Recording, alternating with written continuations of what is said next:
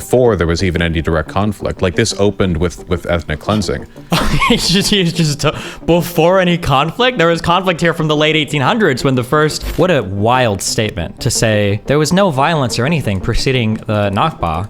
There was no aggression initially from the Arab states. I don't like the implication that Palestinians and everyone associated with them has to be perfect and peaceful at all times, or... What a nice pivot. That's not what he said. Do they have to be perfect and peaceful? He's just asking if any violence preceded al-Nakba. Mass violence was absolutely put forward first, you know, by the Israelis with the sort of like implied permission of the British mandate. But even with all... Oh, you think the Israelis had permission to kill all of the Arabs there when the Brits were trying to desperately make peace between both sides? If that's the case, Vaush... Well, I don't think so, no. United States and Israel literally tried to coup the Hamas government in like 2006 because they hated the fact that Hamas won those elections so much. So obviously this is not true. You're not worried at all that you might just be saying like 50 billion things that don't make sense? We're just making our own value statements. No, we are hold making on. our own value That's statements. not true.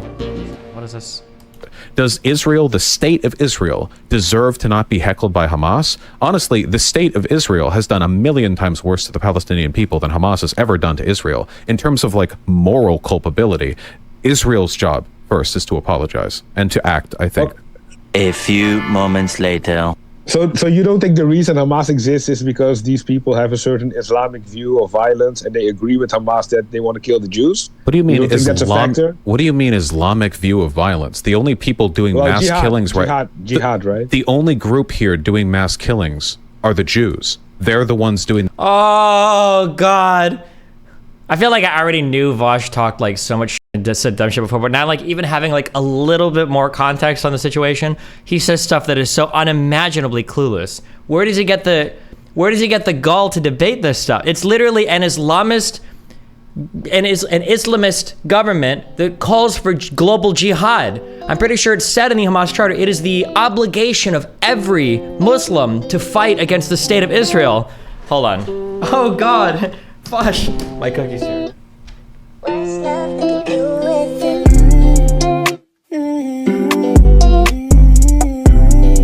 So my name is Ian Nasser Amautarsing. I'm a political scientist from the Netherlands.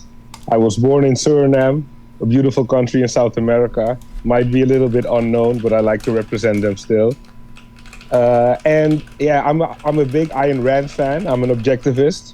Oh, Jesus. For like 15 years, but I started out as a Marxist actually when I was 15, and I was actually very pro-Palestinian up until like 17, 18.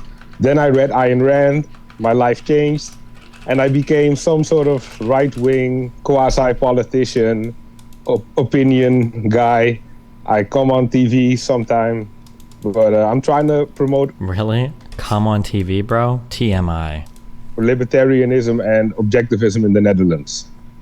I gotta say, I'm very curious as to how libertarianism could possibly lead you to support Israel, considering the fact that in terms of like the representation of statehood, Israel is much more like willing to impose force on the freedom of individuals than anything like represented by Palestine. That's a wild take, Vaush. All right, let's hear what this guy is gonna say. Okay. I get where you're coming from. I wouldn't say like I'm a fan of Israel. I would say if I would have to make a choice in the conflict, which side I would support, I would go with Israel. Because I think they respect individual rights more than Hamas, which is currently running Gaza. So in a situation where there would be some sort of secular or like moderate government in Gaza, and they would be able to represent themselves, I would be fine with them having a Palestinian country. I would fully support that. But there so was in that sense, yeah. Well, there was a secular moderate government, and it was sort of like deliberately pushed out by Israel. Like Israel took the land, ethnically cleansed the area. I'm sorry, what was the moderate government that existed prior to Israel? What is he saying? What? No? What? Have been restricting the rights of the Palestinian minority for nearly a century now, and Netanyahu and his predecessors have worked to push the Palestinians into a position where they're more and more likely to radicalize and sort of militantly oppose Israel, which I can't... I mean, they kind of have always been radicalized, but I mean, okay. Oh, it's going to be one of these debates where he has no idea what he's talking about, huh? Is that what we're going to do? Okay, that's great. Let's do it. Really blame them for, considering the fact that peace didn't really get them anywhere. Has peace ever been on the table? I mean, can you give me the stretch of time where peace was the approach? What? Okay. You mean you can't blame the Palestinians? Yeah, I can't really blame the Palestinians for thinking that, like, militant terrorism is the only potential solution for them, considering the fact that, like, there were decades of, like, Palestinian Authority and efforts at peace talks, and it seemed like no matter what happened, just the Palestinian rights got eroded further and further. But don't you agree with me that a lot of it is due to the Palestinian leadership? Like, there were plenty of opportunities where they had, like, good offers on the table. And let's be honest, they lost many wars. You and I both know how wars work. If you fight a war, you lose land. That's how it always used to work up until now. Well, so if you lose like 3 wars in a row and you still get offered 92%, like, that's a pretty good deal. Wouldn't you agree? Well, that's not what happened. The area was controlled by the British Mandate, and when they decided to engage in the Zionist project, they engaged in the Nakba, and they deposed hundreds of thousands of people. A process which began before there was even any direct conflict. Like, this opened with ethnic cleansing. He's just before any conflict? There was conflict here from the late 1800s when the first Zionists started to move to the region, Vaush. What do you mean? There's literally whole sections about the Arab riots from 36 to 39. There's whole sections about Zionist violence from 40 to 44. There's the whole, capped off with the whole King David hotel bombing. There was fighting from back and forth from both sides for like 40 fucking years at least. What do you mean? Like, it was just violence came out of nowhere. It's like and then suddenly Palpatine returned, and then suddenly the Nakba out of nowhere. It was all people living in harmony. Why are we watching this? Me, why am I watching this video? This whole video is just gonna be him saying dumb shit. He doesn't know anything about this, which is fine, by the way. But why would he debate it then? And since then, Palestinians have sort of lost, but I don't really believe in might makes right. Like, I don't think that because you've won a war of conquest, you get to just indefinitely genocide the lesser. Wait, hold on. Might makes indefinitely genocide. We're not talking about genocide. We're talking about ethnic cleansing, number one. Number two, you don't believe in might makes right. I mean, well, how were the Arabs going to get that land? It was because they agreed to backstab the Ottoman Empire with the British. Isn't that kind of like another might makes right argument? Isn't that what that kind of deal was? But it's our ethnic group. Well, a lot hangs on the word conquest there. So you're saying that when the Nakba started, it wasn't triggered by anything. It was just Israel just came in, threw those people out. There was no aggression initially from the Arab states surrounding. There was no... This guy's phrasing the question so leadingly. He shouldn't say there was, because now Vaush knows that he fucked up. Is this Vaush's I'm reading another webpage look because I just got completely blindsided by a statement that I didn't know I was going to be challenged on? What a wild statement to say... There was no violence or anything preceding the Nakba. There was no aggression initially from the Arab states surrounding. There was no disagreement about the peace deal. There were no Arab resentments about this Jewish state in their midst. I don't like Is that what you're claiming? I don't like the implication that Palestinians and everyone associated with them has to be perfect and peaceful at all times. Or what a nice pivot. That's not what he said. Do they have to be perfect and peaceful? He's just asking if any violence preceded al-Nakba. That was a very simple question. Or it's justified to do a genocide against them. Like, Palestinians and the Arab... What is the genocide? It was an ethnic cleansing, sure, but genocide? If it was a genocide, we wouldn't be talking about them today. They would have all just been death marched like the Armenians. There would be no Palestinian crisis. They would just be dead Palestinians.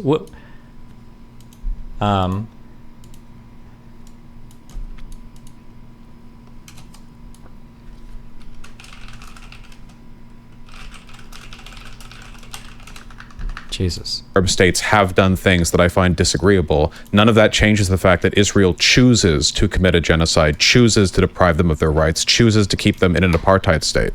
Like, the idea of, even if we were to accept the idea that, like, the Palestinians have consistently been the ones to engage in aggression, which is simply not true. The opening of this whole thing, the Nakba, was predicated by scuffling in the area between, like, Jewish, British, and Arab groups, but the mass violence was absolutely put forward first, you know, by the Israelis with the sort of, like, implied permission of the British Mandate. But even with all... You think the Israelis had permission to kill all of the Arabs there when the Brits were trying to desperately make peace between both sides? If that's the case, Vaush, then why did the British limit Jewish migration to the area? Why did the British say, sorry, motherfuckers, you guys are fighting too much. No more fucking Jews immigrating. Like, why do they have an arms embargo? Why were Jewish people smuggling weapons in from Czechoslovakia in order to get shit down there because the British banned it? What do you mean? They were under the British's...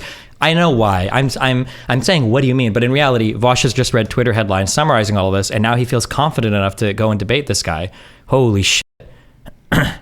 All that taken, like, acknowledged, you know, right now Israel has the power and they're using that power to commit genocide and to commit ethnic cleansing. Nothing justifies that, even if the Palestinians have in the past been antagonistic to the concept of their own removal.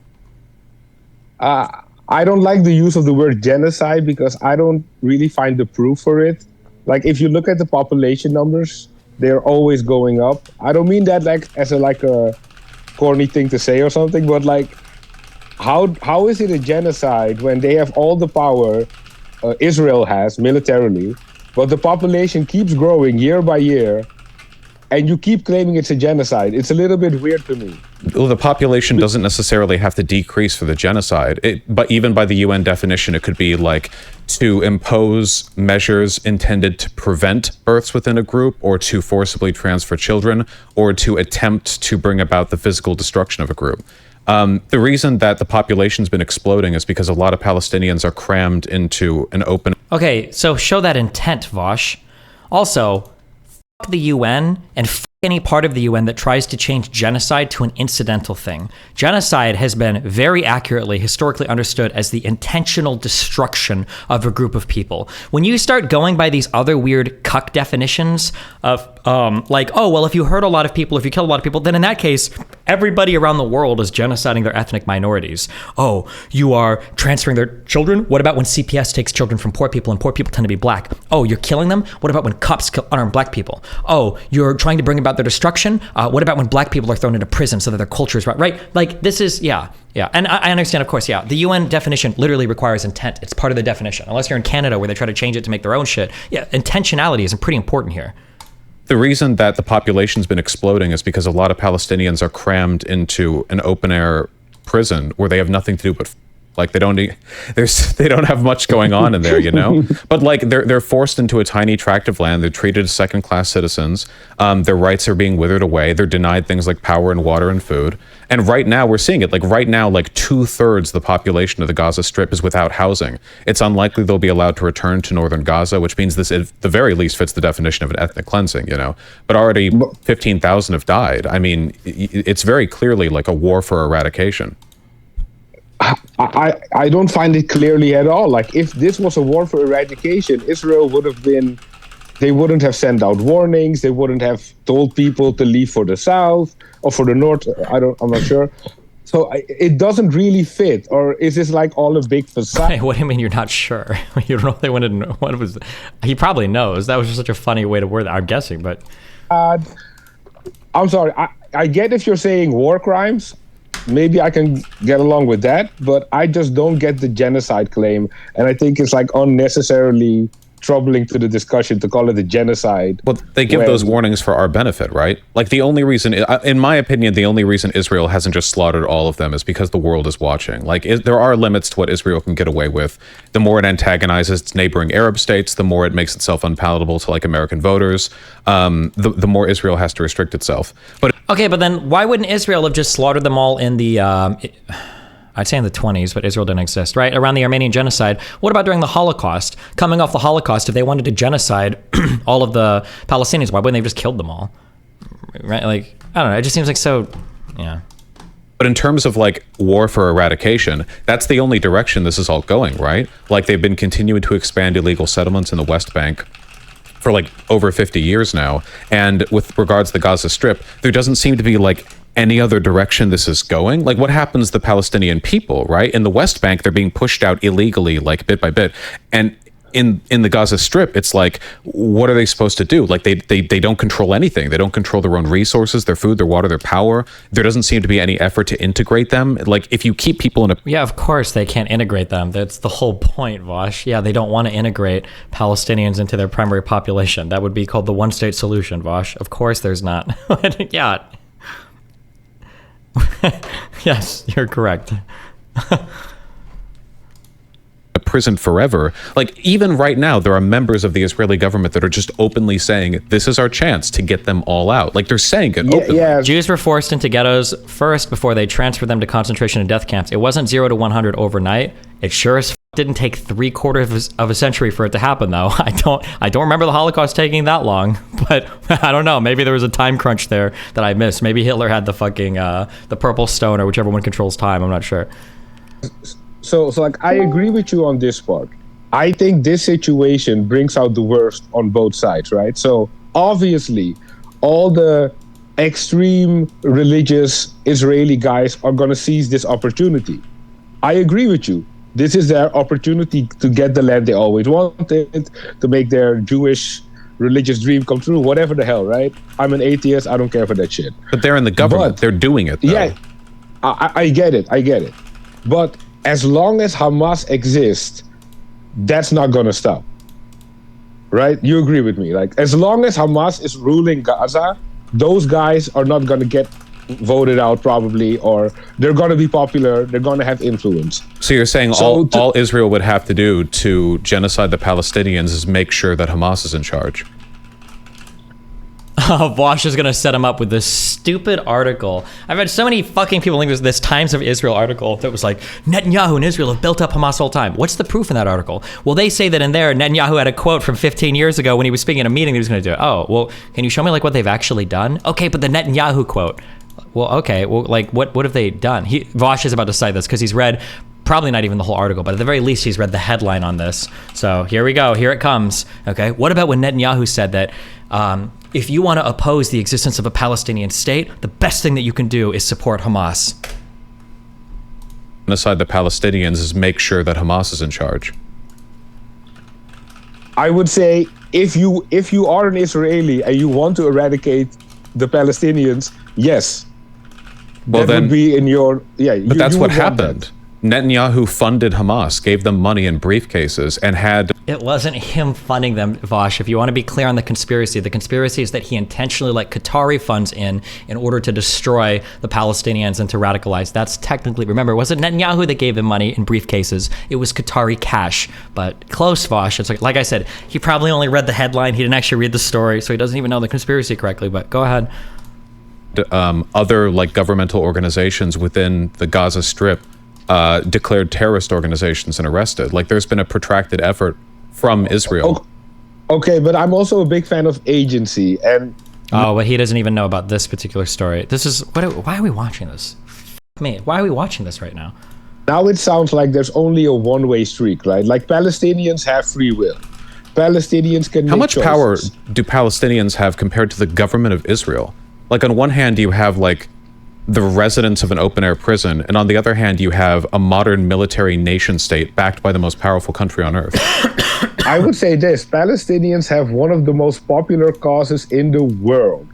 If they would if they would have a couple of moderate guys representing them, they could make a lot of bank on this Palestinian cause. They do. They could have a great economy. They could have amazing economic opportunities. Wait. Well, how would they have to get rid of Hamas? Wait. First of all, the Palestinian Authority already exists, and nobody pays attention to them. They haven't had an election since 2006. And why is that, Vaush? You're close. That's a good question. Why hasn't the PA had an election since 2006, Vaush? And Israel pushed Hamas to be in charge because they have power in the situation. Also, how did Israel push Hamas to be in charge, Vaush? What do you mean when you say that? They have a great economy. They don't control their own anything. It's not a free country. Well, obviously not at this moment. We agree on that. But geopolitically... Wow, Groovy Drooby, thanks for the 10 gifted memberships.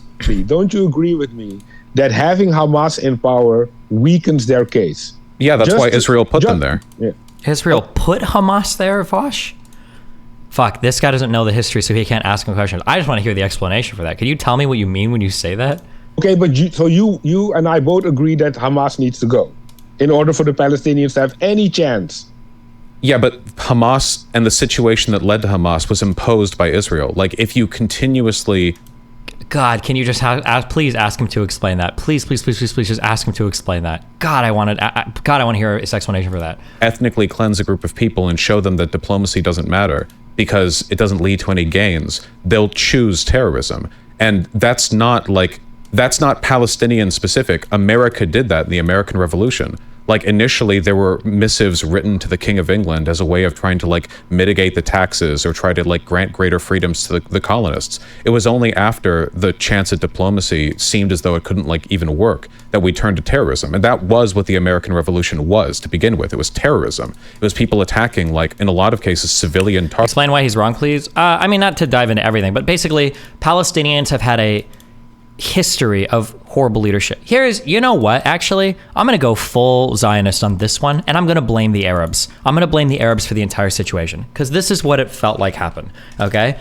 And actually, this is the pro-Palestinian position, okay? This is the pro-Palestinian position because I think that the Palestinians have probably gotten the most fucked out of this. Here's what happened, okay? So you've got Jordan, you've got Syria, you've got Lebanon, you've got Syria, you've got Jordan, and you've got Egypt, okay? And I guess Saudi Arabia somehow manages to sneak in here with the border. And then you've got Israel-Palestine, okay? This is a 2-scale, 100% accurate map, okay? Here's what happened, okay? All the Arab states were like, fuck these people coming in. We don't want them here. We're going to fight. Okay? Eventually, Israel's like, well, fuck you. We are here now, and we're going to fight. And it's like, all right, fuck it. Let's fight and see who conquers what. And they have a big old fight. Jordan is like, I can steal a little bit of territory here. Egypt's like, I can grab, some shit here is okay. These guys up here get rocked. I don't know what's going on. Lebanon's entire history is a fucking mess, and Syria shit doesn't get serious until like the fucking 70s or 80s because God knows what's going on in that country or up in Iraq and these other places. No one cares. Okay, so Israel wins some land. Okay, now all of the Arabs, okay, are looking at the Palestinians and like, okay, Palestinians, we are going to help you fight for your land back. We're going to get your land back. Okay, and they're like, all right. So you've got Nasser and shit funding the Fedayins. You've got, Jordan hosting these Fedayeen camps. You've got, Lebanon and Syria hosting all of these Fedayeen, and they're all attacking Israel. They're trying to kill them and blah, blah, blah. It's like, oh yeah, fuck it. And we're going to help you. We're going to beat Israel. We're going to do this. Okay, we've got our Suez shit in 58. Then we've got our 6-Day War, okay? The 6-Day War is this big one, okay? And now they're like, we're going to finally conquer, we're going to take back, okay, what's rightfully ours as Arabs. We're going to kick these European colonial settlers out of here, okay? And Israel is like, well, before you do that, no. And then Israel bombs them first. They lie about it, like, we didn't bomb you. That was somebody else. Your shit just exploded. And they're like, okay, pretty sure that didn't happen. Their shit gets pushed back, and then eventually Israel conquers more land, okay? They take the Golan Heights from Syria, they take the West Bank from Jordan, and they take the Gaza Strip from Egypt. And the whole world is so mindfucked right now that everybody's like, okay, well, we need to do armistice lines. Can you guys stop fighting? Because Israel's about to conquer the entire fucking Middle East, and it's probably not good for everybody, so stop. So everybody said stop, and they all stopped. Now, but all during this time, all the Arab states are like, listen, Palestinians, we're going to fight, we're going to fight, we're going to fight, we're going to fight, we're going to fight, we're going to fight for you, we're going to fight with you, we're going to take this land back. You just got to keep fighting, you got to keep fighting. And the Palestinians are like, yeah, hell yes, I want to fight, we're going to fight, you guys are going to help us fight. And they're like, yeah, we're going to help you fight, we're going to fight, we're going to fight, we're going to fight, we're going to do it. And then in the 70s, Palestinians were fighting a little bit too hard, okay? And they're like, Jordan, you're not fighting hard enough, so we're actually going to depose you. And then Jordan was like, okay, I'm actually done fighting with you guys. Go to Lebanon, because you literally are trying to coup me because I'm not fighting hard enough. Fuck you. This was Arafat of the PLO. They went to Lebanon. Like, okay, well, fuck Jordan. He's not even trying, okay? Yom Kippur happens, and everybody's like, all right, we're going to get him this time. And they do get him this time. They get him a little bit, okay? They fuck him up, all right? They invade. They push back some land, okay? Israeli leadership is like, bro, time to arm the nukes because our shit is fucked. And then eventually, somehow, through the gift of Yahweh and the gift of the United States, saying, we're going to replace literally every single fucking piece of armament that you lose because we don't want your country to fall, and because the Soviet Union is back on the other side, and fuck them. Israel manages to win Yom Kippur, okay? After Yom Kippur, all right, now everybody's looking around like, okay, well, we thought that we were winning hard because in the first 3 days, we'd gotten closer to taking over Israel than we ever gotten. But now Israel is literally on the west bank of the Suez Canal marching to Cairo. That's a little bit fucking terrifying, okay? Pretty sure it might have been during Yom Kippur. I think Israel was flying planes up and they were marching to fucking Damascus, okay? Pretty fucking scary. I don't know how you're getting so far. Now, the Palestinians, all through this whole time, are getting hyped that Israel's fighting the Arabs are fighting with us. We're going to fight. We're going to do this. Now, all of a sudden, okay, what is it, 76, 79? Egypt is like, okay, peace treaty. please give us back the Sinai. We're done. Just peace. Okay. And then Israel's like, yeah, f it. Have it back. We've got it. Palestinians are like, the fuck? How you were supposed to have our back? What do you mean you signed? And then, whoa, shit. And after 91, Madrid conference happens. People start talking. Jordan signed on a peace treaty. What? What do you mean Jordan signed on a peace? And then Jordan's like, we didn't even fight during Yom Kippur. I don't even know this. Was it Abdullah or Hussein II or Abdullah II? I don't remember. It was literally flying into Tel Aviv, having secret talks at Golda Meir, saying like, hey, listen, I think your shit is about to get rocked. We're going to send like 1,000 troops to Syria, but like, we're not really going to fight you. Like, don't shoot at our guys and we shoot. Right? Jordan didn't even participate in Yom Kippur, really. Yeah, and then Jordan's like, hey, fuck it, we'll sign a peace treaty too. And then now all of a sudden, now the Palestinians are like, okay, well, we've lost our united front. Jordan, which is like 2/3 Palestinians, have backstabbed us. Egypt has backstabbed us. And the Gulf states are also like, bro, we don't give a fuck about your shit anymore. This is retarded. We just want to sign peace treaties. The Abraham Accords come by. Okay, more people start signing peace treaties. Now you've got this issue where for all of these decades, okay, the Palestinians have been hyped up on some like, we're going to Israel up. We're going to conquer their shit and take it back. And now all the Arab states like, we're kind of bored fighting. We don't actually give a fuck that much anymore. This isn't an Arab cause. We've got our own shit. And no offense, Palestinians. Now your biggest supporters aren't even Arabs. They're fire breathers, okay? They're Mujahs. They're fucking, or Majus. They're fucking Persians, okay? And Turkish people, okay? Yikes, fam. Yikes when the Arab coalition to take back Israel is now led by Turkmen and fucking fire-breathing Persians, okay? Holy shit. Iran and kind of ostensibly, I guess, Turkey, right? And then terrorist groups like Hezbollah and the Houthis, which are essentially proxies for Iran, right? So now the Palestinians who spent this whole time hyped up that they were going to fight back and take shit from Israel, and all of a sudden they find that everybody's like not got their back anymore. And the Palestinians are like, okay, well, fuck. All we know how to do is fight. Okay, that's all we know, because none of these guys, when Egypt and Jordan made their peace, they didn't talk to us. Okay, they didn't try to fight for our freedom. They didn't do any of this shit. And now all these other states in the Gulf are rolling over, except for, I guess, Qatar. And now, like, nobody else seems to care that much. Like, wow, Saddam Hussein, you know, fired off a few fucking Scud missiles. I guess, good for you. So, yeah, I think the issue is that the Palestinians all this time have been basically used as a vehicle for the Arab League to fight with Israel. But when they got bored of fighting, they kind of discarded the Palestinians as useless tools. Like, oh, okay, we're done fighting with Israel. And all the Palestinians know they don't, not to be racist or to quote Ben Shapiro, right? They're not here to build. They're not here to be educated. They're not here to do this and that and that. Palestinians are here to fight for their homeland back. That's all they've known for a quarter of or not a quarter, for 50 years, 60 years, 70 years. That's all they've known. And now they find themselves without allies on the precipice of, like, I say genocide, I guess, not really, but like their shit is getting in the West Bank. Their shit is in Gaza. And yeah, this is what I mean when I say I kind of feel bad for the Palestinians, because they were basically tools of all the other Arab nations to fight against Israel. And basically the Arab nations kind of got bored. And now the Palestinians, who've only known how to fight, are like, oh, you guys need to, you know, sue for peace. And the Palestinians are like, we don't know peace. We've been fighting you guys for fucking 75 years. What peace are we supposed to go for? Yeah, I think that's this is the plight, basically, the plight of the Palestinians. And all the Palestinian leadership is dog shit. They don't choose good leaders. They choose fighters, right? Arafat was here to fight. He wasn't here to lead them to peace.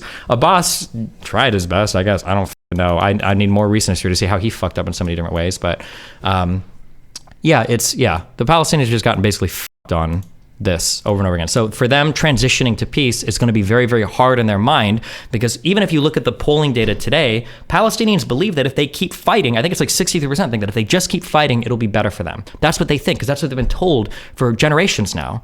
And obviously that's not going to be the case, and they don't have anybody good backing them anymore. So, you know, yeah, what are you going to do, right? Go check Abbas's PhD thesis. He's absolutely out of his fucking mind. Listen, okay?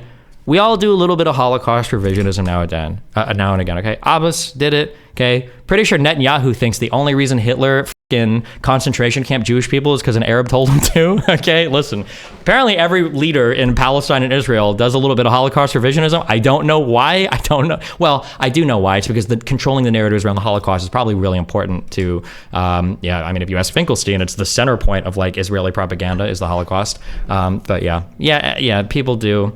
Bibi was not to the same degree, bro. I could be wrong. I have to go back and check, but I'm pretty sure Netanyahu literally said that, like, an Arab gave an Arab gave Hitler the inspiration for the death camps. Yeah. But how do you counter people saying Palestinians only get attention from the outside world when they fight and do terrorism stuff? I mean, they're just wrong. They can say that if they want, but like I said, like I think if Palestinians were pretty peaceful for a few years, like 4 or 5 years, and they just focused on, okay, you know, listen, we're the highest per capita recipients of aid in the entire world. Let's get aid. Let's get work permits. Let's just work, educate, build, or whatever. At some point, the world is going to look at Israel and be like, why do you still have these guys like on Omega lockdown mode? They've got a democratically elected leadership. They're trying to grow economically. Why are you strangleholding their country? Why are you controlling their electricity? Why are you controlling water? It's kind of weird. And I think even at some point, Israel would probably like to say like, oh, well, fuck this. You know, we're not going to lock them down anymore, right? You'll make some sort of negotiated 2-state solution. I don't know when that's going to happen or what that would look like. Obviously, it has to happen at some point. But yeah, but who knows? We'll see. But yeah, I mean, if like Palestinian people never push for anything peaceful, then I don't know if it's ever going to happen. So who knows? Okay. Targets like, you know, royal appointed officials, terrorism. And that was what the American Revolution was to begin with. It was terrorism. It was people attacking, like, in a lot of cases, civilian targets, like, you know, royal appointed officials. Straight away wants to talk. I'm in my Discord room. Officials over here to sort of. Do you think the blockade is legal? My understanding is that the blockade is legal. I believe so. Yes. Yeah, I think so. Secure a political goal. Like this is how it always happens, right? You give people hope for diplomacy, and if you can't give them that, like they will take violence. But that's not like the Palestinians' fault. That's just what Israel's forced on them. But it is the Palestinians' fault that they're ruled by Hamas, right? Well, I don't think so, no.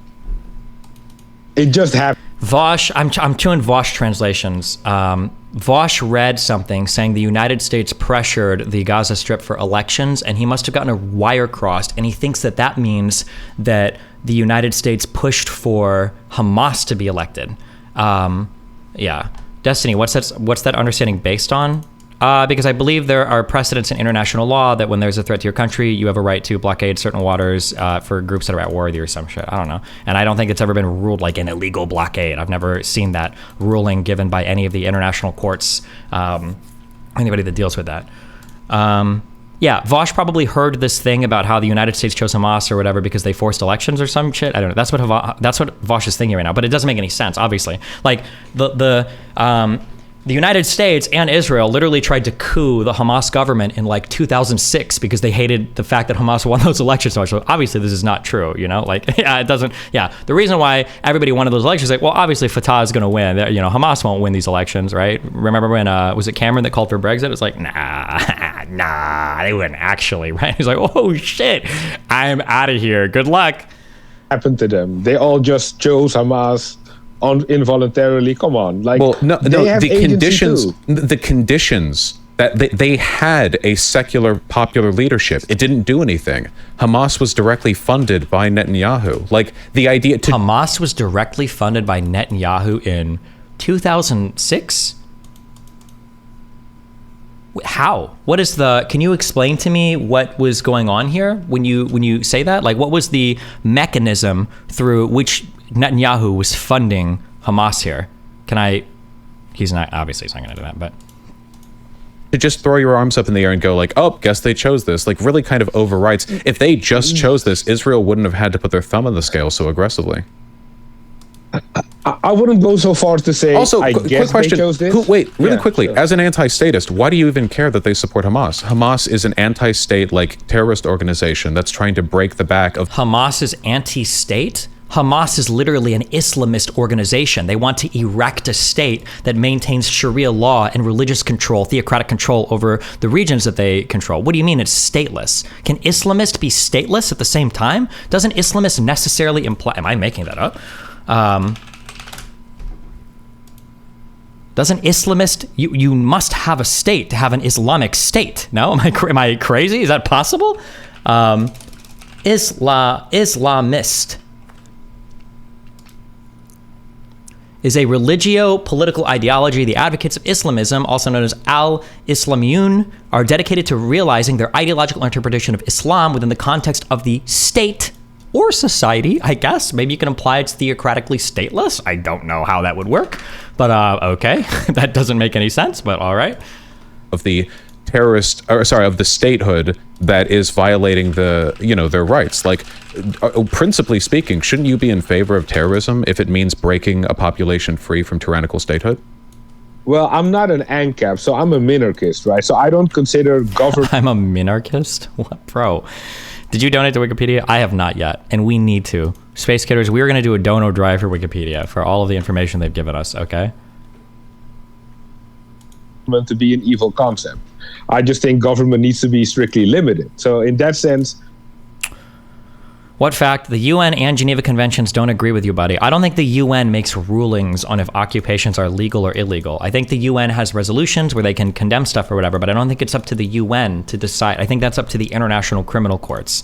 I don't think the UN making a resolution saying this is bad or we think this is illegal or it doesn't mean it. It's not. The UN is not like the international legal deciding body, is my understanding of it. I am an anti-statist if you're talking about interfering with the economy, taxation, all that stuff, but not when it comes to, like, there are legitimate functions of government. I recognize a couple... The UN has the ICJ. They do. But a UN resolution is not an ICJ ruling, right? Of them. Well, then you're not like libertarian, so I'm not right? an ANCAP. So I'm not an ANCAP. Well, you're not a libertarian. You're in favor of literally the most tyrannical element of statehood. You're like, I don't want there to be business taxes, but I am okay with police states and authoritarian regimes. What about Sharia law, Vaush? What do you think? What do you think Sunni Islamist governments want? I mean, like, bro, this is. Dude, I need this. What drugs are Vaush on? I want these confidence drugs. Okay, holy shit, to just say so much shit, especially on an issue that so many people are like talking about right now. You're not worried at all that you might just be saying like 50 billion things that don't make sense? Like, this is the equivalent of watching, like, how are you going to argue against the United States? We have 37 different states that all have their own federal governments and they all have their own federal Supreme Courts, and you're going to sit here and tell me that you understand anything about the law when we all know that, like, fighting by duel is the only way to determine the Constitution? Like, it's just like all of these claims are just like out there. They're like not even. And the sad thing is that, like, I can see where they come from. Like when he said when Netanyahu gave them suitcases full of money. No, Vaush, the conspiracy was he allowed Qatari suitcases full of money to go. Like, I know where he's drawing from, but he hasn't even read the full articles for the conspiracies. He's just like getting it from the headlines. He's not even trying. These guys went to college, right? Doesn't he have a sociology degree? He literally has a 4-year degree in this. He knows how to read, I would imagine, right? Yeah, Jesus. Well, I don't know how you guys have it in the US, but in the Netherlands, there are not that many libertarians. So the few that are there are separated by... With respect to Arabs undermining Palestinian autonomy, interesting note, Husseini, Hitler guy. Oh, Husseini was the big Palestinian Arab leader prior to 44? When did he die? That's who I'm thinking of, right? Husseini was the guy... this guy, right? Amin al-Husseini. I don't remember how long he had control in this area. I thought that after 48, I thought he wasn't involved much. Oh, yeah. After the war in the 48 Palestinian explosion flight, his leadership were wholly discredited. He was eventually sidelined by the PLO, losing most of his residual political influence. And he died in Beirut like a loser. Damn. And Nasha Shibi, more moderate families, were among influential Ottoman elites who set tenor of regional identity. After 48, Al-Pal government under Egypt was headed by Husseini, and West Bank military government under Jordan was headed by Nasha Shibi. Elite families used by Arab sponsors to form up positions in Gaza such the West Bank and maneuver against each other. But after 52, Nasser diminishes Husseini's role. Okay. Have you read Vaush's bachelorette thesis, Destiny? Fuck no. He was the Grand Mufti of Palestine. Gotcha. Minarchism and ANCAPs. So the objectivists are always the minarchists. Then you have some Friedmanites. You have some Hayekians. They are minarchists. And then you have the ANCAPs. They like Rothbard. They like Hoppe. And that's basically the split in the Netherlands. But it's a very small fringe group here. I mean, I'm also libertarian, but like that stems fundamentally from desire for freedom. Well, you say you're libertarian. I think it's a interesting... Well, I believe in freedom. I hate that he calls himself a libertarian.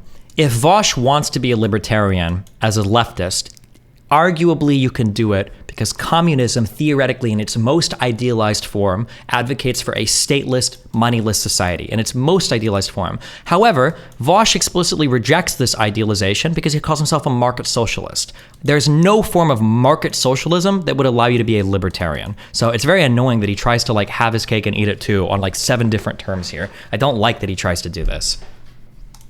For people, not freedom for corporations. But, you know, whatever the case may be, like, there is no freedom in the Gaza Strip. Like, they literally are in a fence. Like, they're fenced off. There are automatic turrets and security cameras and snipers pointed inward at all times. Like, we're talking about a group of people who are, like, America, to some element at least, is a police state. They literally live in a prison. Like, they can't leave. Like, they're just kept in a camp, you know? Like, it seems like Hamas is... Tal Schneider, an Israeli journalist that writes for the Times of Israel, details a comprehensive case of how Bibi propped up Hamas. I've read, I don't know if it's this exact article before. I hope it's not, because if it is the exact article I've read before, it's a dog shit article that is horrible. Oh, I have read this article. This article is dog shit. I can read it for you if you want. I got into an argument with a friend over this article because it was so poorly written. I was shocked but it made me not trust this publication at all. I don't know what the Times of Israel is. I know that Haaret does pretty good work. That Salem does, but that's not a publication. That's like a watchdog group inside. But yeah, this article was so bad it completely turned. Or maybe it's an op-ed. Maybe I shouldn't treat it that way. But whatever. We can read it if you want. For years, Netanyahu propped up Hamas. Now it's blown up in our faces. The premier's policy of treating the terror group as a partner at the expense of Abbas and Palestinian statehood has resulted in wounds that will take Israel years to heal from. Hold on 1 second.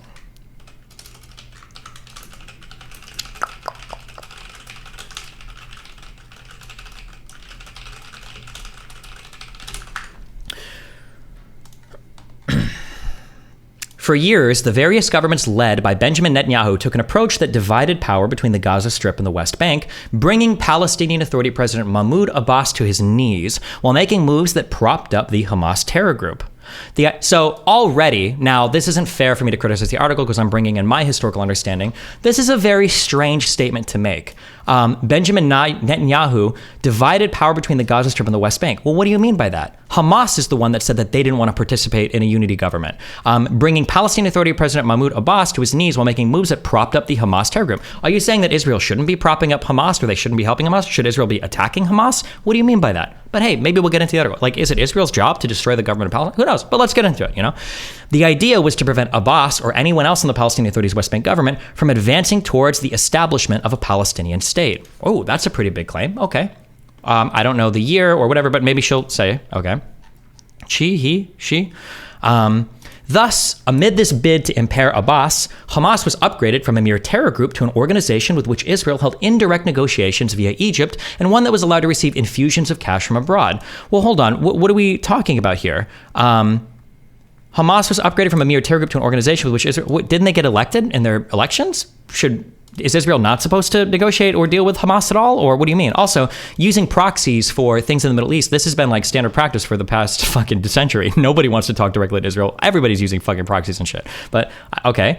Hamas was also included in discussions about increasing the number of work permits Israel granted to Gazan laborers, which kept money flowing into Gaza, meaning food for families and the ability to purchase basic products.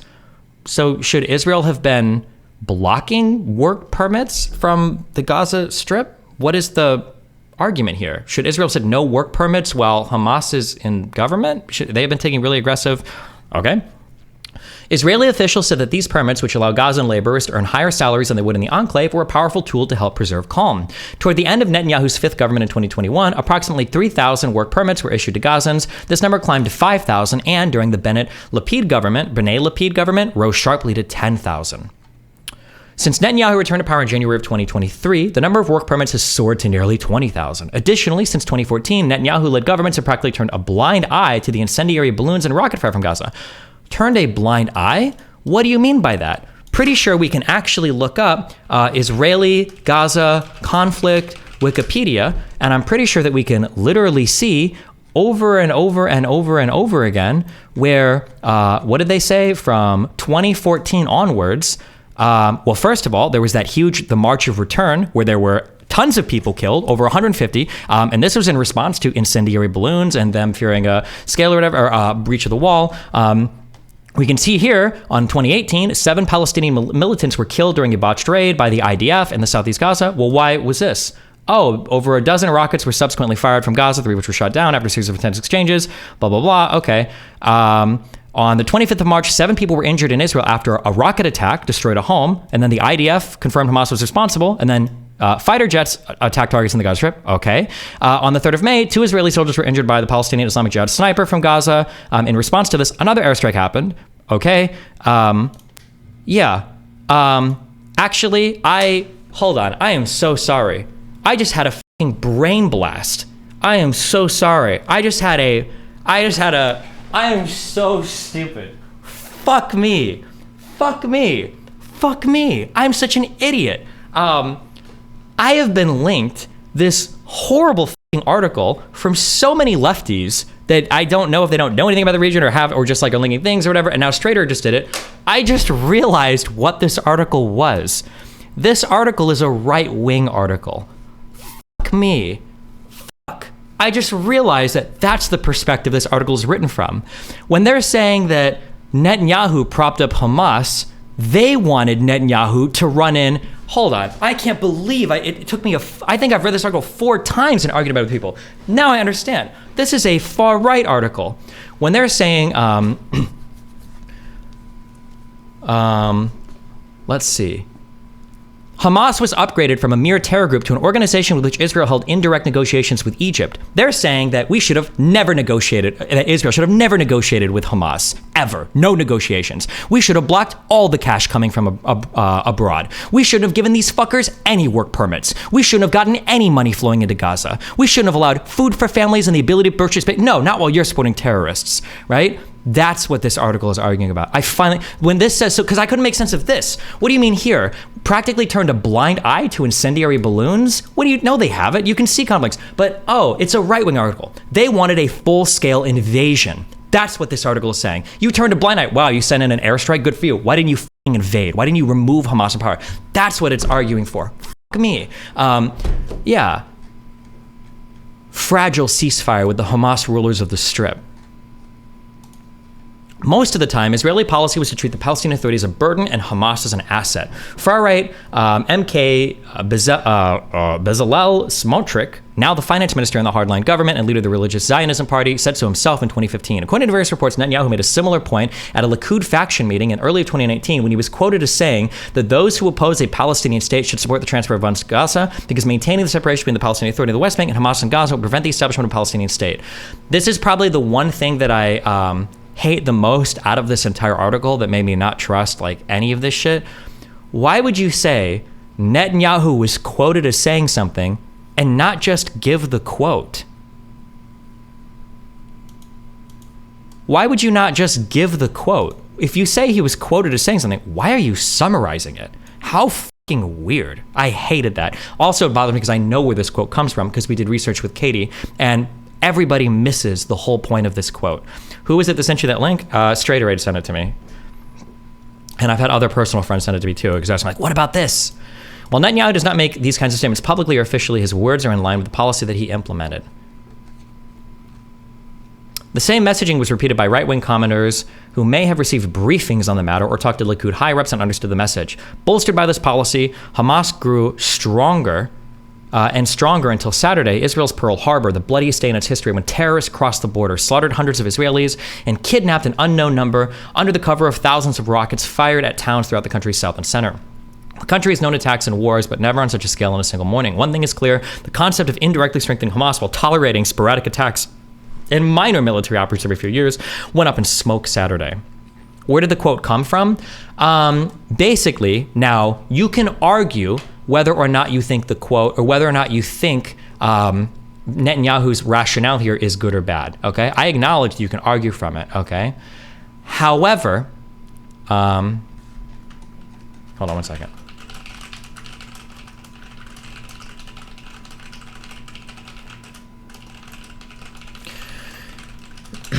What Netanyahu was arguing was, this is what Netanyahu said. We read through the whole translation of this speech. What Netanyahu was saying was, Abbas has lost control of the Gaza Strip.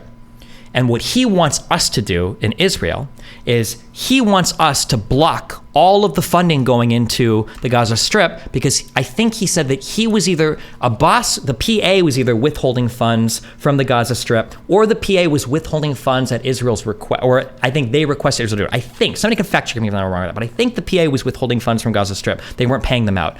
And what Netanyahu was saying was, this is what you want, Abbas. You want the Gaza Strip to fail catastrophically.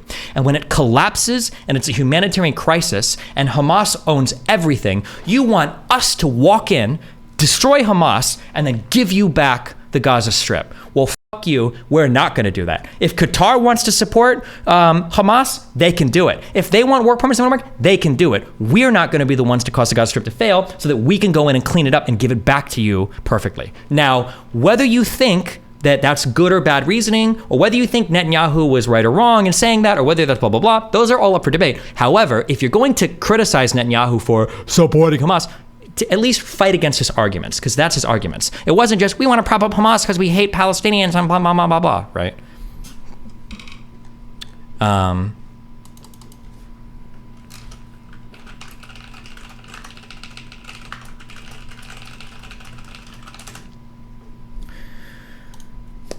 Just a few days ago, Asav Pazilov, a reporter for the Khan public broadcaster, tweeted the following: the Islamic Jihad organization started a very noisy exercise close to the border. The difference between Islamic Jihad and Hamas doesn't matter much at this point as far as the state of Israel is concerned. The territory is under the control of Hamas and is responsible for all the training activities there. Hamas became stronger and used the auspices of peace that Israel so longed for as cover for its training, and hundreds of Israelis have paid with their lives for this massive omission.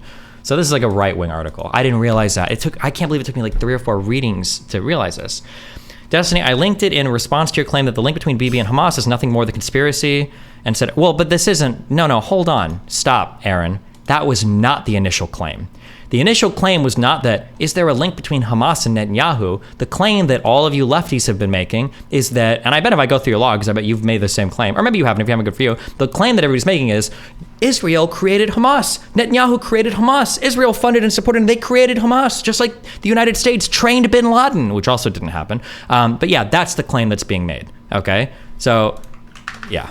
If you wanted to say, well, there's some links because Netanyahu is the prime minister of Israel and Hamas is the, de facto or de jure government of Gaza Strip, you can make that. But literally, why would you even make that argument? Nobody would argue against that. Of course, they're going to communicate with each other and do business with each other. Yeah, of course.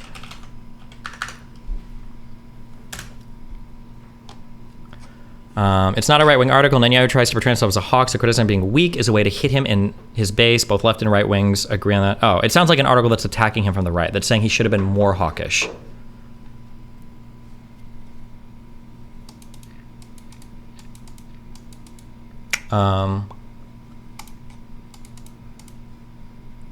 Okay.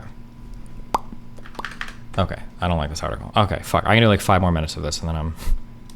Sort of like the... People are saying it's a stance that both sides in Israel take now. That might be the case, and I just was not aware of it, yeah. Oh, in that context, you'd think that's a pretty appropriate breakage of statehood. No, but come on, man. Like, Hamas is misusing a lot of funds. Hamas is destroying the water supply by building rockets with that shit. Well, like, Israel cuts off the water supply. Wait. If you have an issue with the water supply in the Gaza Strip, that's on Israel, nobody else. They literally... I like how there's no engagement with the argument. It's just trying to find points that he knows about the other side to, like, fight back. There's not actually an engagement. Yeah. They cut and restrict water access over there. So Hamas tears up a few pipes to fight back against the state that's bleeding them dry, and that makes them responsible. A few pipes to fight back? They just try to fight back. They just want to fight back by indiscriminately launching rockets all over the southern part of Israel. They're just fighting. Like, bro, come on, really? For the... what's the problem with just admitting that, like, Israel is creating all of these negative situations? Well, a lot of these measures that they're taking, I'm not going to vouch for all of them, obviously. But a lot of these measurements they're taking, like cutting off the border, obviously I'm going to cut off the border. If I'm neighboring a country that is sending rockets my way, it's not a country. I'm not going to... A piece of land, for the argument's sake. But why would I open my border to that country? It's not opening a border. It's part of your country. It's not part of their country. It is. It is literally, the Gaza Strip is controlled by Israel. They have control over the resources. They can. That's different than saying it's a part of your country, but okay. Control whether or not stuff goes in or out. They control the water, the electricity. Only on their side of the border, right? They don't control the Egyptian border. No, well, I don't know. Israel. Oh no, Vaush doesn't know anything about the. Is it Rallah? Is that how you pronounce that? Is it Rallah or is it Rallah? Or no, it's Rafah. Is it Rafah or Rafah? Because I was saying Ramallah for a long time, but it's Ramallah, not Ramallah. It's Ramallah. I don't know if this is Rafah or Rafah.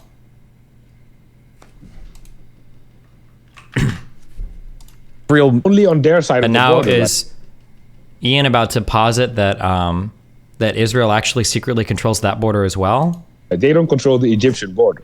No, well, I don't know. Israel missile striked it multiple times and blocked stuff from getting through. So it seems like they kind of control that too. Wow. Quite so over the past 20 years, I guess, is that they've controlled that border because they missile struck it once? Or it's interesting. Wow, Raiders Cat, thanks for that one gifted sub. How no one has any agency except Israel. Even Egypt now just a sitting duck. No, right? Egypt still has agency. Israel strikes the Palestinian side of that crossing. But yeah, Israel is the modern nuclear state backed by the world's most powerful countries. And the Gaza Strip is a group of 2 million desperately poor people in a ghetto the size of Seattle. There's a pretty huge difference in power. So you're saying Egypt cannot open up the border, make sure that a lot of food gets in, supply them with stuff. It's impossible. You can literally look up stuff Israel. Vaush has no idea why Egypt might not want to open that border, and has no idea why it might not be in Egypt's interest. He has no fucking clue. But he's just now we're in debate mode. Well, what philosophical points can I kind of pull out to hit on this? Yeah. In, supply them with stuff. It's impossible. You can literally look up stuff Israel has done to prevent the admission of stuff into Why would you say you can literally look it up? Why not tell us? Give us an example. What do you mean? Wow, Raiders Cat, thanks for gifting the memberships. Can you explain why Egypt won't open the border? I'm gonna be totally honest. I don't 1000% understand why Egypt won't open the border. My understanding is that one, they have mutual agreements with Israel because they know that I believe there was a lot of stuff that was being shipped in and out of there for terrorist-related reasons. Egypt has historically had problems with the Muslim Brotherhood that have strong ties to people in the Gaza Strip and people from the Gaza Strip doing weird shit in Egypt that they don't like. Also, Egypt wants to strengthen Palestinians' right to fight for their land, so they don't want to take any refugees in. Also, Egypt is in kind of a precarious or fragile socioeconomic / political situation right now, I believe. So they're probably worried that if they open it and refugees start coming over, they're not going to be able to basically do any shit, and it's going to fuck with their country even more, essentially. Also, Palestinians have had a really bad track record of going to other countries and fucking shit up. So yeah, but I don't actually know what is the 100% reason. You can't go by what Egypt states unless there's been cables or something leaked, obviously, because Palestinian or Arab leadership is always going to say one thing, but sometimes there's other things going on. I'm curious what Egypt says, but yeah. People are saying the official line is that if they take in Palestinians and Palestinians start terror operations from the Sinai, Israel will be forced to attack on Egyptian soil. That could be the case too. That would make sense as well. There's a history of that happening pretty strongly. Yeah. The Gaza Strip. But also, I'm not arguing that Egypt is good. I don't like Egypt. I'm saying that in terms of what is happening to the Gaza Strip, the negative circumstances here are controlled by Israel. That's it. According to the UN as of 2022, Israel has already illegally annexed Palestinian territories. I don't know if the UN can make rulings on that. I'm not really interested in what the UN says is legal or illegal. I don't know if that's within the purview of the UN. If the International Criminal Courts have said it, or if the International Court of Justice has made particular rulings. Although I don't know if the ICJ makes rulings on nations or just individuals that are operating as part of nations. I'd be curious. But UN resolutions are not declarations of legality. If you want to link me explicitly what you're talking about, you can, but I have a feeling it's just going to be some random fucking UN report that doesn't actually mean anything. Imagine if a country, a nation state, arbitrarily arrested millions of people and put them in a big camp and basically humiliated and tortured them for... No, Peg, I don't have your none. Oh, okay. The ICJ does disputes between nations. The ICC does individuals. I've got a lot of international law that we can read up, and somebody that wanted to come in and talk to it. Today my power got fucked. So yeah. years and years and decades and decades and decades. And over time, things got worse in that camp, and they formed like prison gangs. And eventually, the biggest, meanest prison gang with like the white skinheads or whatever was like, listen, folks, okay, I know you don't all like me, but I'm the only one tough enough here to break us out of here. And then like you look at the situation, you're like, oh, well, look, they've decided to side with these like skinheads or whatever to break out of prison. How is it the fault of the prisoners? When in reality, the whole condition, like everything that led to this was constructed. Yeah, but you're leaving out so much context. Like, for instance, even if you go back to the Nakba incident, right, from 1948, I think it was. Yeah, like, I am sure that there was aggression on the side of Arab states. And they convinced the Palestinians to, like, let us have a go at Israel. And it failed, and Israel clapped back. That is not saying the clapback was full. Why is NATO bad but UN good when it comes to international judgment and rulings? I mean, well, NATO is a military alliance, and people would argue the United States has a ton of sway there. But the UN also, I think, is kind of weird against Israel, because aren't there like, am I making this up? Aren't there like 50 different or 48 different Arab states or Muslim states in the UN, and there's one Jewish one? So that's also like kind of weird. Destiny, go to conclusions. See point 75 and 77. Esteemed Destiny, in this epoch of digital discourse, your Sagittarius restrained and scrutinizing the Israel post. You went to go. Thanks for the $50, buddy. I don't know how to make it so that my DGG shit doesn't abbreviate things. Oh, here we go. Thank you, Mike Wazowski, for the $50. Point 75 and 79.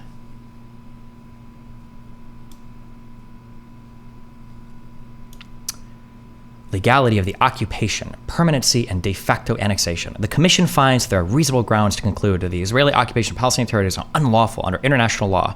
Find somebody to say it that isn't like a UN resolution or whatever. I don't care much about like a random Commission statements on what they think like international law. I don't even think it means anything. It doesn't. None of these things are binding. None of these things have enforcement power.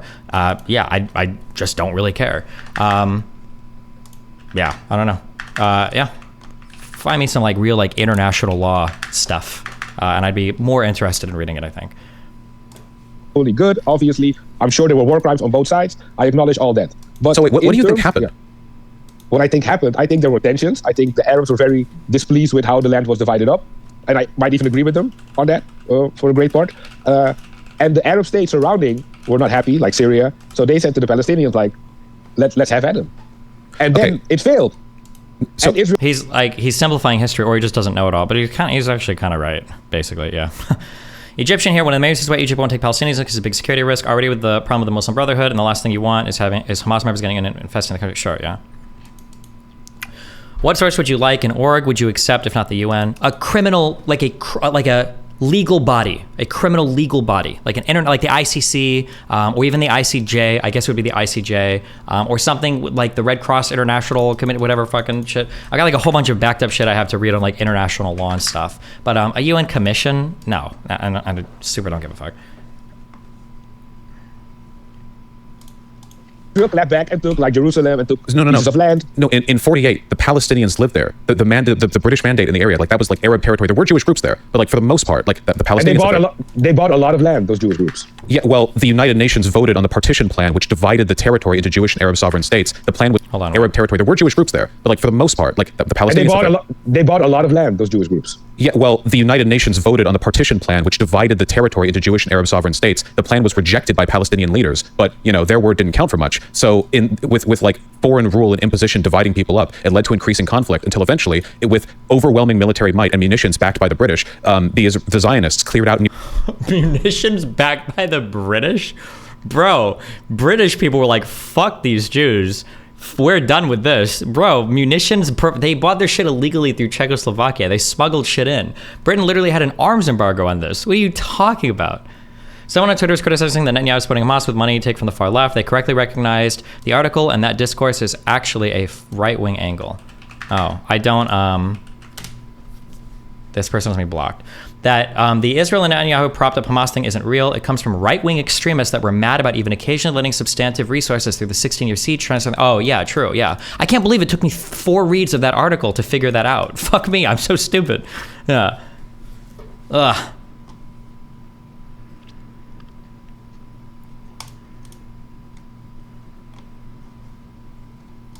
nearly 1 million Palestinians and took over most of the land that was controlled by Palestinians. This wasn't like a back and forth between two militaries. There were indigenous people in the land, and based on the imposition of foreign governments, because a bunch of European powers felt guilty about the whole World War II thing and really wanted to make sure they could establish a sovereign Jewish state, they did so there, and it ended up in like the literal ethnic cleansing of the area. Like just, it wasn't like a back and forth. Like the power differential was massive.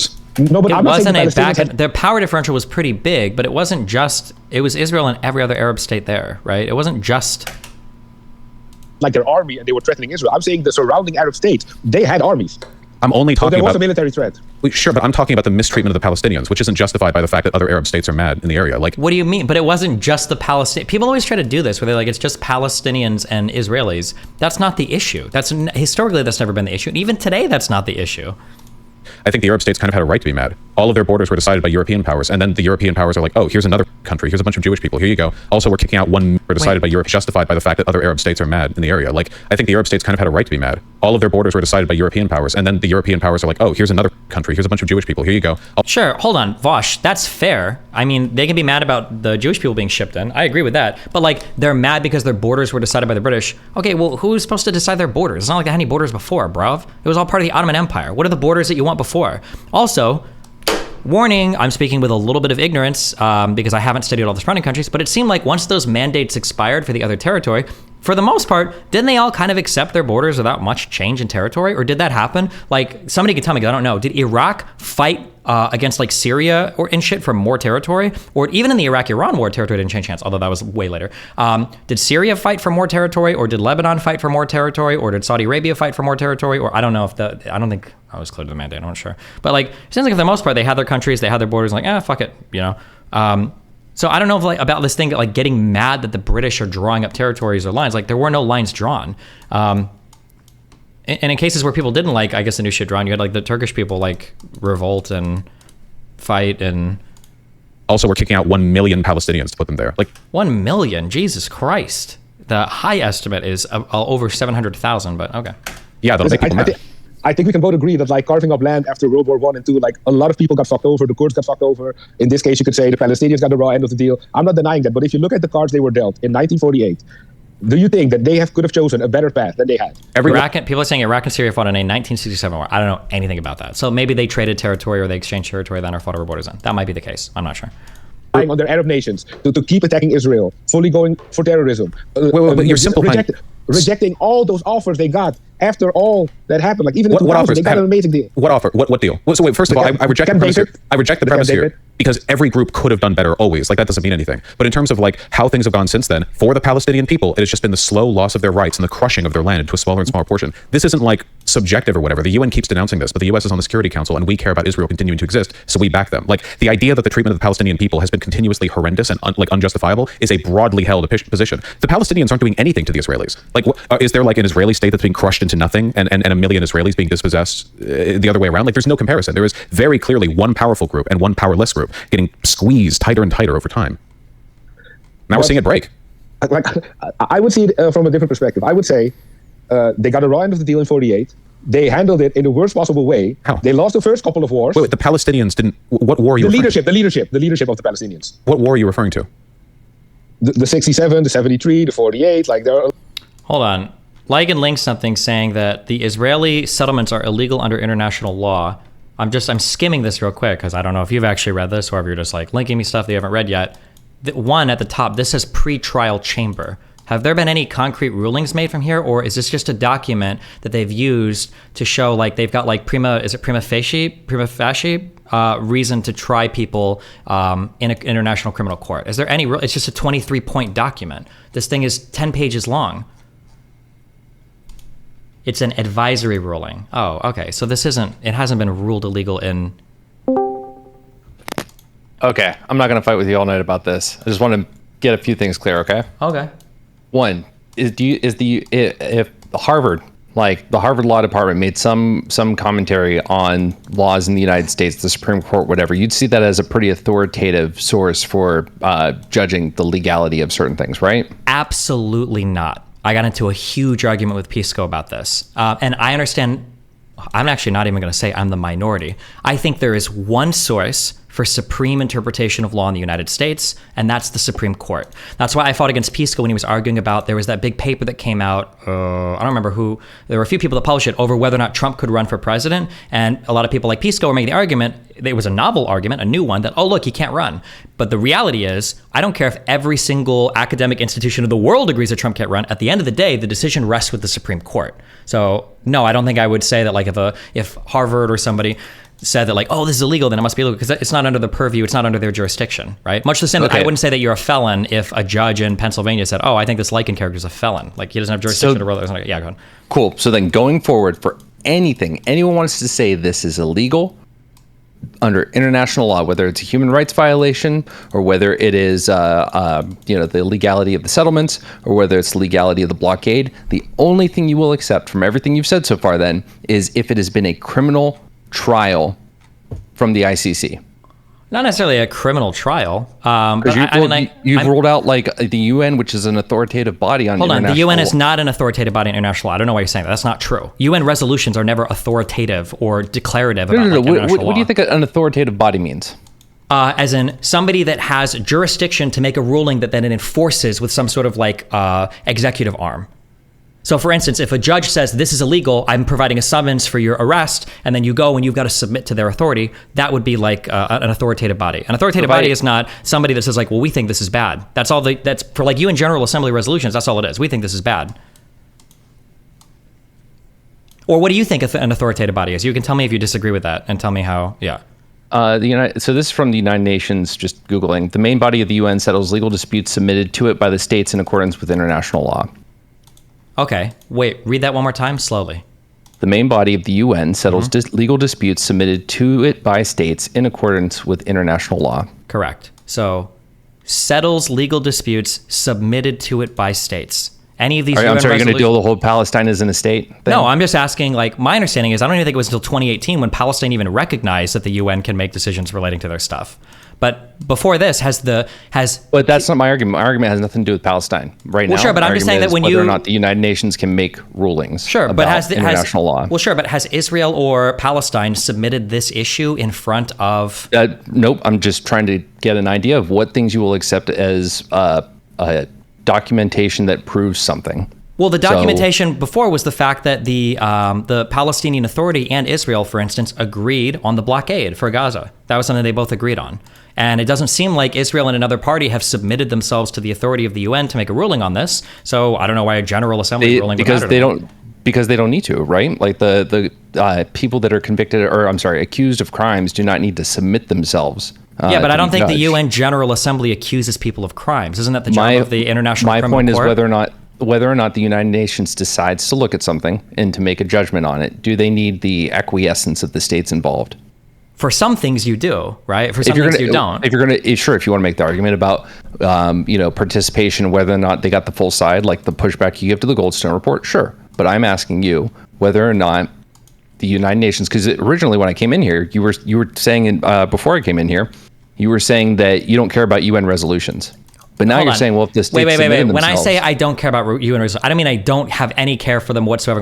What I'm saying is that was in response to, is this legal or illegal? In that case, no, I don't. A General Assembly UN resolution isn't going to inform me about the legality of a particular thing. I don't care about them then. So you're saying that that top officials in the United Nations, they do their work and they come to a conclusion. You don't care about that conclusion.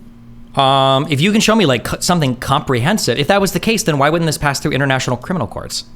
I'm sure that is a really good question. Do I have the answer for it? No, but I imagine it's a little more complex than just, well, that means that nothing's wrong. Sure. Do you think it might be as simple as the fact that there's one Jewish state and like 50 Islamic ones that vote on a lot of these UN General Assembly resolutions? And it's kind of weird that Israel gets hammered with these over and over and over again when countries like Lebanon or Iran or Iraq can skirt by over and over again without any convictions or General Assembly resolutions condemning their behavior?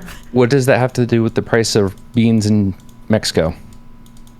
Because if the price of beans in Mexico is being determined by a bunch of bean farmers, who are only looking to maximize their profit, it would make me weird to look at a UN body that has 48 different Muslim majority states that all clearly hate a Jewish majority one, and that's the body that I'm supposed to rely on for authoritative rulings about whether Israel's doing something right or wrong. It's just a little bit strange, I think. The bias there is pretty clear. But there's always international criminal courts and everything too, if something is like clearly wrong or clearly illegal, but... Yeah, so the argument, again, is just to make very clear understanding of what you will accept when someone comes to you and says, is this illegal or not? So you're saying that UN resolutions, like, I want you to lay it out clear, bulletize it for me. Sure, I feel like an international criminal court that like has the purview to make these rulings. Like, jurisdiction is important, and being able to make these legal rulings is important. That like a court like that would be the one that would decide whether this is legal or illegal, but not a UN resolution. I think you are hand waving and when I say authoritative, I don't mean as in like even though they do, according to what we just read, have the authority to make judgments. But what I'm saying is authoritative is on subject matter and make a decision based on facts, evidence, clear actions, whatever, whether or not they can say that action is illegal. Like if a hospital is bombed without any combat in that area whatsoever, like it's not even a warring country, and a hospital is bombed by a military, clear cut, there's nothing, no evidence is provided that they had a reason to believe it's a military threat. Every bit of evidence proves that it was, and they say this was a war crime. This was a human rights violation. Would you push back on that?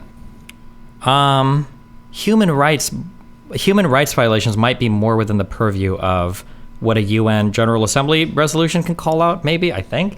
But war crimes are a thing that exists very specifically. I don't think countries can get charged with war crimes, right? I think that's individuals. I think that would be under the purview of the ICC, not the ICJ, I think. So war crimes, I think, would be the ICC. A UN General Assembly resolution, not as much, no. The UN, so my understanding from everything that I've been reading on all the conflict and whatnot, is that the UN does seem to make resolutions, or they have reports that come out and their people determine something was a war crime. Can they charge for it? No, that's the ICC.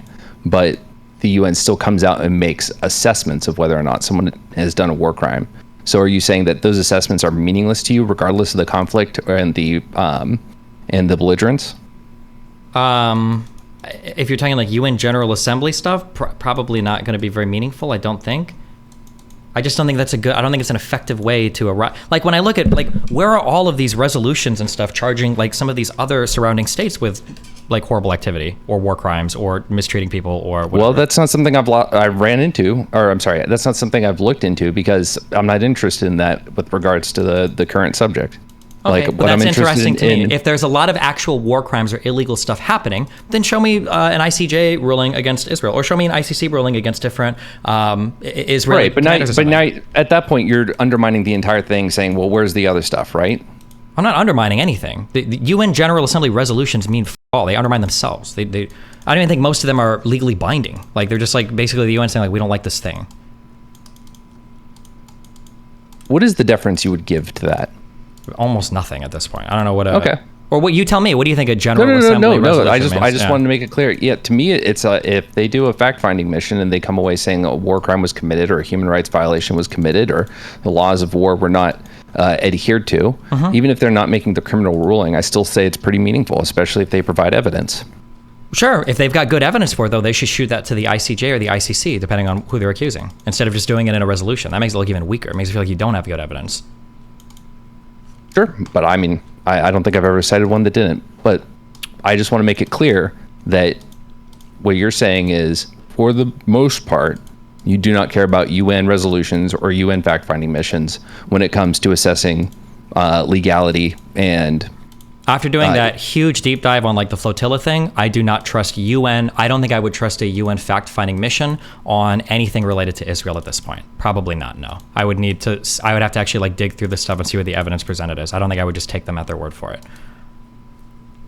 Okay. And so then for you to accept it, the only like silver bullet to you saying it's not illegal is if the ICC had actually done a criminal proceeding and found them guilty. Well, it doesn't have to do with criminal proceeding, but it's people, one, it's generally an independent panel. It's not just like, oh, here's all those states voting on how they feel with a simple majority vote deciding it. It's usually a panel of experts that are researching into a particular thing. And two, usually they're doing it with respect, hardcore respect to international law. And I think you can read as much. When we were reading the ICC statement relating to the flotilla stuff, a lot of it is with respect to and with regards to international law. Really quick. Yeah. Nixon, buddy, since you have a lot of rage for me, especially after I wiped us on RAG, you are welcome to jump in and I will drag you in and you can come make the point, because I've seen this so many times. At this point, Lycan is actually just stubborn and refuses to concede. So you can come in and tell me where I was supposed to concede. Exactly. Steven, you can help him out. Where exactly was I supposed to concede anything in the interaction we just had? Because you and I just have a disagreement on the validity of the UN resolutions. Sure, yeah. I'll read this part and then you can contend with this or do more research on this, because again, I've got like a whole bunch of international law shit a bunch of people want me to read on, and I might be doing that tomorrow. I had a guy email me a bunch of international law shit. And his quote, bold in, the UN and the UN resolutions. The majority of UN resolutions are not legally binding. According to Article 10 of the UN Charter, which defines the functions and powers of the General Assembly, quote, the General Assembly may discuss any questions or any matter within the scope of the present charter or relating to the powers and functions of any organs provided for in the present charter, and may make recommendations to the members of the United Nations or the Security Council or to both on any such questions or matters, end quote. In other words, resolutions adopted by the General Assembly on agenda items are considered to be recommendations and are not legally binding on the member states. The only resolutions that have the potential to be legally binding are those that are adopted by the Security Council. As for the Security Council, for a resolution adopted by the Security Council to become legally binding, it needs to be adopted under Chapter 7 of the Charter. Quote, in general, resolutions adopted by the Security Council acting under Chapter 7 of the Charter are considered binding in accordance with Article 25 of the Charter, end quote, UN. Another means by which a resolution can become binding is through bilateral agreements, which are, in essence, contracts between the parties involved. However, like with any contract, these can be broken by the various parties and require the parties involved to meet their agreed obligations. Further points to consider when thinking about the UN are bias and Islamic overrepresentation. The UN has 193 member states. The General Assembly works through a majority vote, which automatically places Israel at a disadvantage, as there are about 56 Islamic states that are members of the UN. At the same time, Israel is the world's sole Jewish nation. The Islamic countries often vote as one bloc. You can easily see the UN's disproportionately biased view of Israel by looking at the number of resolutions issued against each nation. An organization named UN Watch has recently presented before Congress and showed the UN's bias against Israel. He links a video.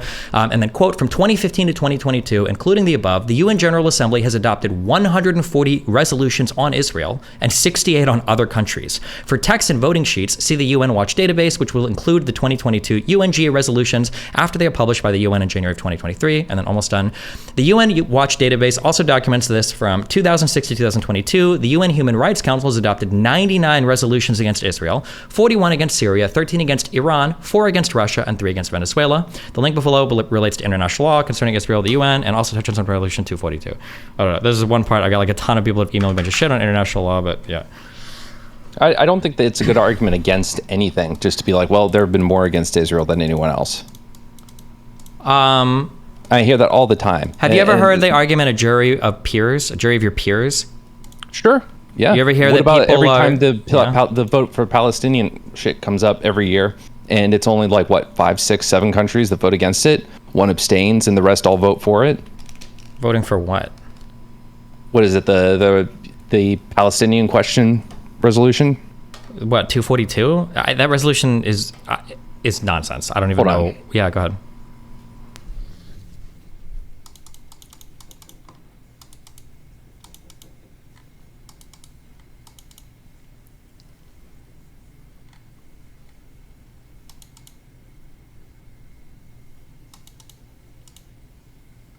I had to Google what it's called.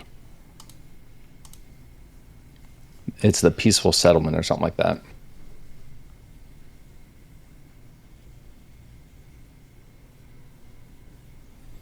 I guess I'll read this as well. International law and the settlements. Also, to be clear, guys, this is one person that's emailed me. Other people have emailed me. No, they haven't emailed me contradictory opinions. If you have a contradictory opinion, feel free to read it. I've got these posts on my subreddit that I don't know these are pro or anti whatever. People just link me to these, so we'll read If these are per ante, I'm not sure. For, against Israel, or Palestine, I'm not sure. We'll read it. But this guy emailed me and he said, Uti Pusidius Juris, I don't know what the fuck that says. UPJ is a principle of customary international law that serves to preserve the boundaries of colonies emerging as states. Legal Information Institute, Cornell University, links to something. Essentially, it means that a newly emergent state inherits the boundaries of the entity that came before it in full, which means, as Israel is the only state to emerge from the British Mandate for Palestine, it inherits the boundaries of the mandate unless it agrees to give away parts of its land through negotiations. The above means that the West Bank is not classified as an occupation, as the land legally belongs to Israel. Here, I would like to present a personal opinion. I'm no fan of the settlements and I wish they're removed. However, they are legal. The West Bank, following the Oslo Accords, is classified as disputed territory, and any final statutes of the land will be achieved following negotiations which have never been concluded as to have some final deal. The only other state to hold the West Bank since the formation of Israel was Jordan, who invaded and held the land under military occupation, yet had no legal claim to the land. Another point of note is that the 1949 armistice line, which constituted the Israeli-Jordanian boundary until 1967, was not a recognized international border, but only a line separating armies. This is an important point, as it means that the often talked about 1967 borders were not borders at all and have no historical legal weight when it comes to the borders of Israel. Below is an interesting video on the matter of international law, first use of GBJ in determining boundaries, but again, there's other shit, yeah. But I mean, that's also kind of true too. Technically, when we talk about 67 borders, those actually weren't even borders, those were just armistice lines as well, but... I have the resolution. So every year this is voted on. And my whole point with this, I'm not litigating it itself. Sure. But my whole point is that every year this is voted on. The last vote was in December 22, 153 for, 9 against, and that included like the United States. I think Australia abstained, and a few other key nations vote for it. So again, we're not, in this case, we're not talking about, the Arab, I don't know, is there a name for it? Arab Coalition or something like that? The Arab Bloc League. Sure. Yeah, like that's really not pertinent here. What's pertinent here is who has a significant amount of weighted power in the United Nations, right? Okay. So my whole point being, like, what does it matter if, those nations are voting for this? What does it matter if other countries haven't had as many resolutions sent against them? Like, how does that really argue against the validity of UN statements on these issues? Hold on, let me just read this real quick.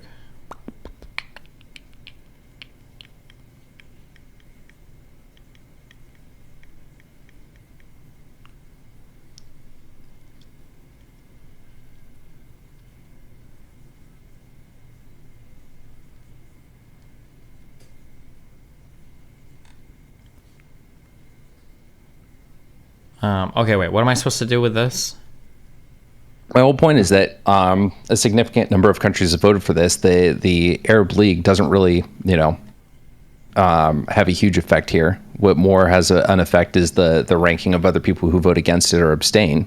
And I don't think that that's a good argument against whether or not this has been adopted, right? This is a resolution that was adopted because it won with the majority vote. But this is like a pointless, this is like a feel-good resolution, right?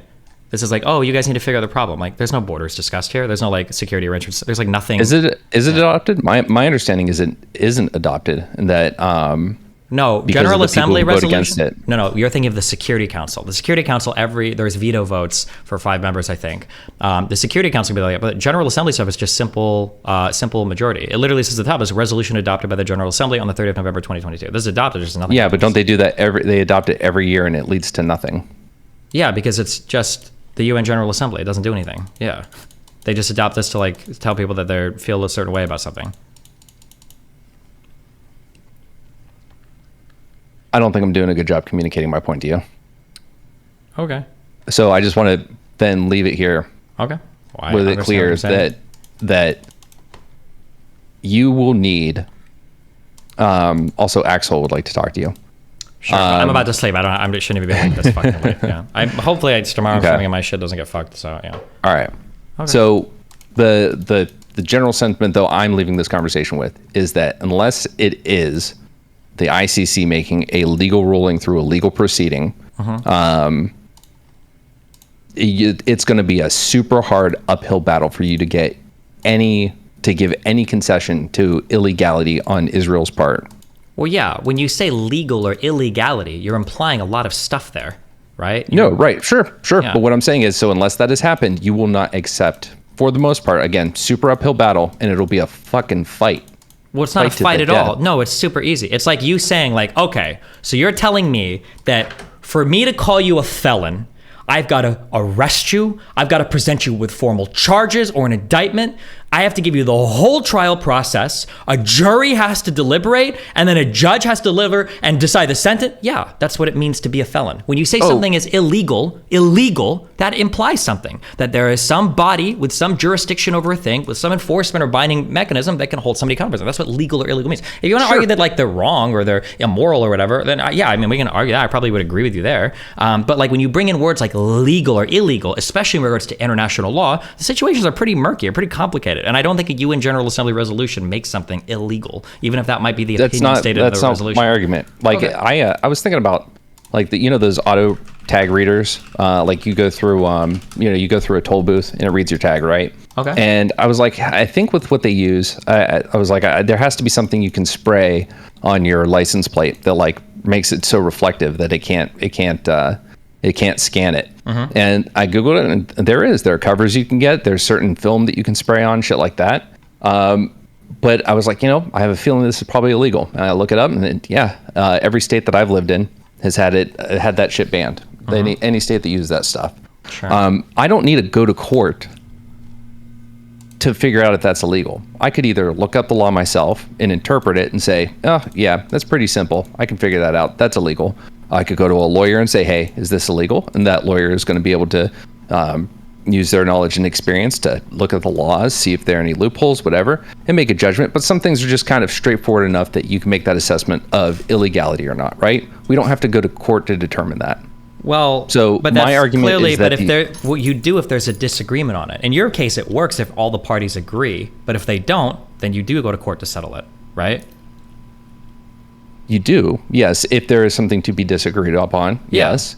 But we acknowledge that there's more at play here, and whether or not these will actually go to legal proceedings probably has to do with a lot more political shit on the international stage than just, can this go to court, right?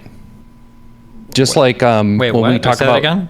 When we talk about like Trump, when they indicted him, right? You yourself were sitting on stream saying the only reason they're doing this is because they know they have a really fucking good case, right? It doesn't mean that they could have had enough evidence to say, I mean, we are certain that he did something illegal. It's whether or not they can take it to court and prove it, right? Okay. Whether it's going to hold up to a jury, whether it's going to hold up to public scrutiny, right? Okay. So would you not agree that probably plays a role in whether or not something goes to the ICC or the Security Council makes a but I mean, judgment? I'm pretty sure there's already a case before I think the ICJ over this that's currently being deliberated. So that's already the process. And number two, whether or not something has or hasn't gone to court yet, then it would influence like the strength by which I say a particular thing is legal or illegal, right? Because what you're saying is, well, some stuff is confusing, we don't know, and it doesn't always go to court. Yeah, but then what people say, a really good example is the DMCA stuff around stream. People would say like, is this legal? People go like, I don't know. And what are we waiting for to know if it's legal? We're usually waiting for somebody to go to court to figure out, right? That's what we ultimately wait for, Right, but I'm just saying that for you were not just saying, well, this doesn't matter. You're saying, I do not care about this unless it goes to court. Almost every instance you were saying that with regards to this subject. If we're going to make a decision on whether or not it's legal or illegal, then yeah, of course. Because we're not in a court of law. We're not making any kind of judgment that's going to impact Israel. We're just making our own value statements. No, we are hold making on. our own value That's statements. not true. Whether or not something is legal, or I'm sorry, is your statement that it is of your opinion that Israel is acting illegally? No, I am saying that I trust these bodies, and my opinion is dictated off of their expertise.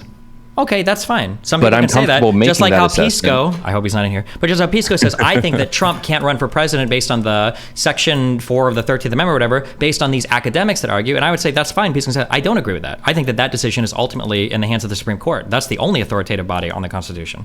Yeah. Okay, I'm just making sure that I understand the what do I want to say?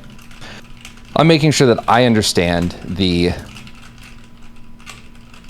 barrier to entry for your consideration when it comes to presenting any kind of judgment of legality. And for you, it seems to be like the utmost highest in this situation. That these Hold on, assessments. wait. I'm not gonna let you. Hold on. I'm not gonna let you do this, okay? You keep saying that like the utmost and the highest. You're talking about a matter of legality, and that implies a court. If you want to lower your standards so much that you think that a group of people can decide if something is legal or illegal, that's on you. You're lowering your standards there. I'm not raising mine. When we talk about if something is legal or illegal, explicitly baked into that word is some sort of court body, not a group of people that just make a decision by majority. To be clear, I'm using the normal, ordinary standard for how we would determine if something is legal or illegal. I'm not using some extra special, ultra high standard. Okay. Well, I think we're looping, but should we come up to this again? I will bring Sure, up if this you want to. conversation. Yeah. But And it might be the case that ICJ thing rolling through would say like, oh, they actually ruled that these settlements are illegal. And I go, oh, that's an international body then that seems to disagree with Israel's assumption, and they have ruled in their international criminal court that it actually is illegal, and they did a full legal thorough analysis of it. So. okay. Two last things. I just believe it's more than just a group of people. I think that kind of undermines the significance of the United Nations. But secondly, I want it noted because what you were reading before when you were talking about legality and all that when it comes to like what the certain things of the UN, like these fact-finding missions or whatever, can hold someone to, that and you can go back chat in the conversation with Steven when we first went over the Goldstone report in that 4-way conversation, that someone said, are these even legally binding? And I said no. It explicitly says that at the top of the report. So I've had no misgivings about that. I just want that on the record. Okay. All right. Love you, buddy. Have fun. Be careful. Bye.